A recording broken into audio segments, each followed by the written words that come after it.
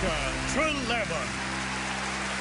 All right, I'm bad with confrontation, okay? I'm bad at it. I find the streets a little bit scary. You know, you're out at night and there's sort of all these late night bogans out, eyes on the side of their head, projectile vomiting into the street. You know, guys who've just been knocking back a couple of tinnies with the boys at lunch and pushing out a mustache. Just knocking back a couple of JB and Cokes with the boys, hanging out back, just squeezing out extra sets of testicles. That kind of thing. I get intimidated by these guys, and, you know, I get scared, but what I want to say to you is that, you know, the programming for men is that you need to fight or flee if you get picked for a fight by another man, but there are other options available to you. Simple things work with these late-night bogans, you know. Distraction. Things like this. What's that?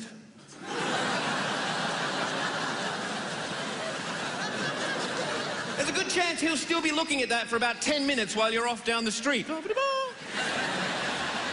Maybe you find yourself, sir, in a one-on-one situation. Someone comes up to you, tries to beat you up, you know. Come here, I'm going to smash your face in. You give them simple things. I use the praying mantis response in these scenarios. They come at you, just give them a bit of this.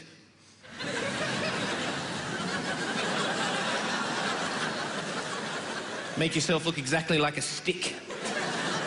Fade away into the darkness. At best, they'll just think you're mentally ill and leave you alone. Now, the last time I was picked for a fight by another guy was in the town where I grew up, Byron Bay.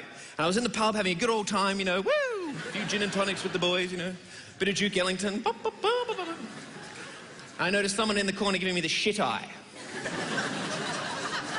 We all know what this is, men. We have an inbuilt ability to pick another man in any situation giving us the shit eye. And he's a big guy, fat, skinny legs, little shorts, big arms. Looking over at me like this really bad Australia face, which is the combination of too much beer and a huge hole in the ozone, which makes elderly boozer's skin look like pork crackling.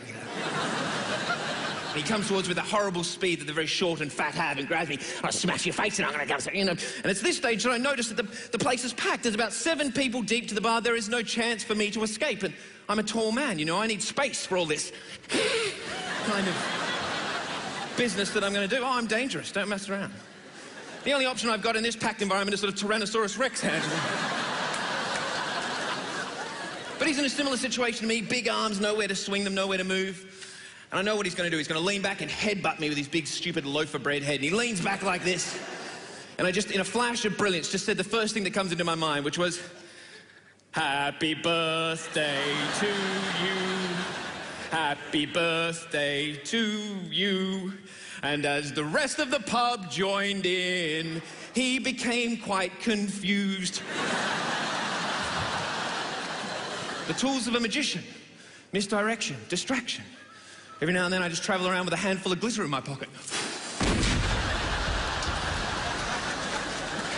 Thank you very much, ladies and gentlemen.